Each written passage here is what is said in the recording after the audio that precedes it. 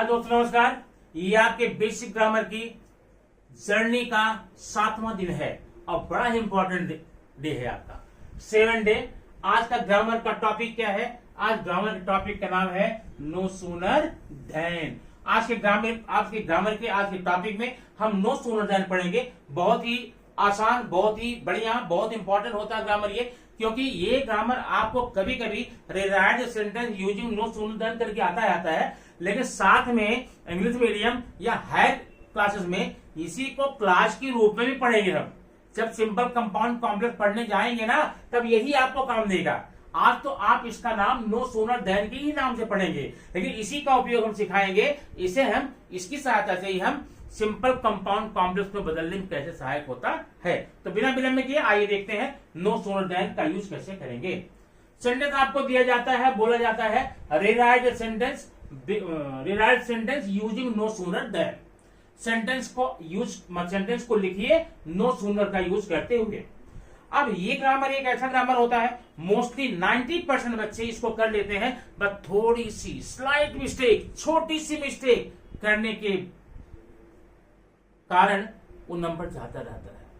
ये सबको ग्रामर आता है, बस छोटी मिस्टेक क्या होता है, बस वही सीख लीजिए, आपको और कुछ नया सीखना नहीं है। या देखिए, तो अब ये सेंटेंस देखिए, आप यहां देखिए एज सून एज, ये सेंटेंस के स्टार्टिंग में है। जब भी आपको नो सूनर देन का ग्रामर आता है, तो आपके सेंटेंस की शुरुआत में ही, शुरू में ही, स्टार्टिंग में ही ये 3 वर्ड याद रखना, या तो एज या फिर एज सून एज या फिर व्हेन। ध्यान देना, ये 3 वर्ड आपको मिलेंगे, श्योर मिलेंगे। जब भी आप नो सूनर देन का ग्रामर करने जा रहे हैं, तो सेंटेंस की शुरुआत में आप ये 3 वर्ड या वर्ड्स हैं, एज है, एज सून एज और व्हेन है, ये मिलेगा।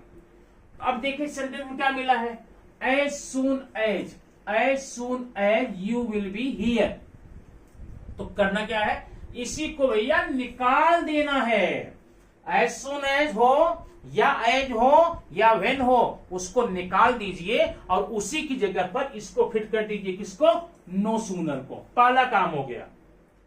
आपने एज, एज सून एज या व्हेन की जगह पर क्या किया? No sooner. पक्का हो गया। अब तो आगे होगा आपको, जहां कॉमा वहां पर देन लगा दीजिए। नहीं, छोटा से काम और, कभी भी पूरी लाइफ में कभी भी आपने सेंटेंस की शुरुआत में नो सूनर लगाया, नो सूनर लिखा, तो ध्यान रखना नो सूनर के तुरंत बाद में, जस्ट बाद में हेल्पिंग वर्ब का दिखना बहुत जरूरी होता है।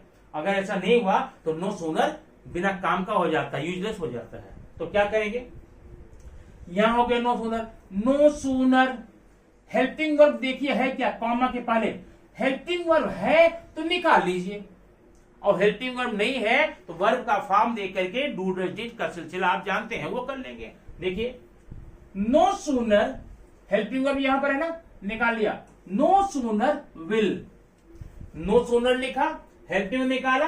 अब पूरा सेंटेंस कॉमा तक लिख जाइए। नो सूनर विल आपने लिया, विल यू बी हियर, बस हो गया। अब उसी कॉमा के जस्ट बाद में ये वर्ड यूज कर दीजिए, कौन सा? देन, THAN, देन, और देन लगा के पूरा सेंटेंस लिख डालिए। क्या बढ़िया, क्या इतना प्यारा सुंदर सा आंसर आपका मिल जाएगा। आपको नंबर मिलने से कोई रोक नहीं सकता, क्योंकि ये सेंटेंस आपका 100% राइट होगा, और राइट आंसर का नंबर तो मिलता है ना। आइए देखते हैं third question example. As soon as he wrote the letter, ये देखिए ध्यान देना, as soon as he wrote the letter. तो पहला काम क्या करेंगे, यहां लगाएंगे नो सूनर, नो सूनर। अब यहां पर जब देखिए कोई हेल्पिंग वर्ब है क्या, यहां पे नहीं है, तो क्या देखेंगे, वर्ब देखेंगे। वर्ब रोट है, रोट पास्ट में है, अब पास्ट का हेल्पिंग वर्ब डिड होता है ना, तो no sooner did, no sooner did आपका एक काम हो गया। आगे देखिए नो सूनर डिड, अब यहां से लेंगे ही, no sooner did he wrote, ये जो पास्ट में है इसको बनाएंगे write. No sooner did he write the letter, और यहां पर लगाएंगे than, than I posted it, हो गया आंसर आपका। ठीक, समझ में आया?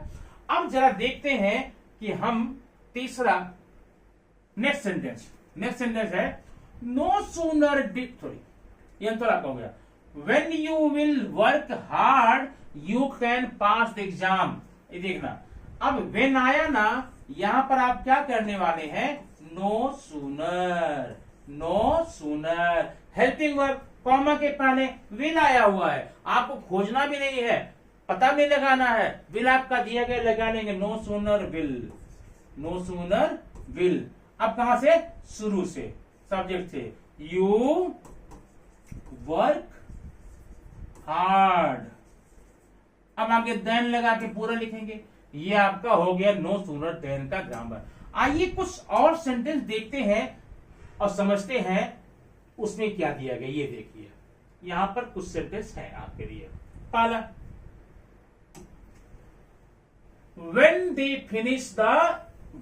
finish their task, पहला पार्ट ये हो गया। अब यहां पर क्या करने वाले हैं, नो सूनर, क्या, नो सूनर।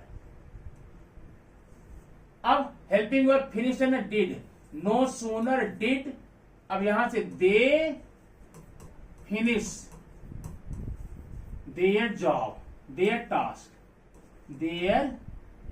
टास्क, अब यही लगाएंगे कॉमा, हो गया, देन के बाद पूरा लिखेंगे, then they were given rewards, ये आपका आंसर हो गया।